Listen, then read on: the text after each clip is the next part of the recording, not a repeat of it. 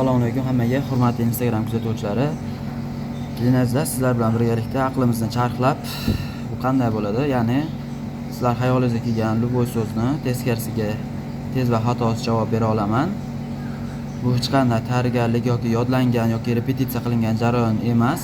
Bu shunchaki Alloh tomonidan berilgan talant. Adashmasam bizning lug'atimizdagi eng uzun so'z bu mexanizmlashtirilmagan bo'lsa kerak. Buni teskarisi nagamlerichal mizinaxim bo'ladi.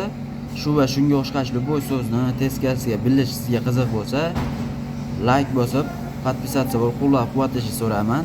Agar sizda kibringiz bo'lib, like bosishga sizni undamasa, podpisatsiya bosishga sizga kibringiz yo'l qo'ymasa, mayli, sizga mojna, siz qo'llab-quvvatlasangiz ham bizni qo'llab-quvvatlaydigan insonlar bor. Xudo xolasa, yaxshilikka intilayotgan insonlarni qo'llab-quvvatlaydigan insonlar hali ko'p deb o'ylayman. Misol uchun любой so'z aytib ko'raylik. Mana Toshkent ona shahrim yoki Samarqand deymizmi yoki men 28 yoshdaman deymizmi?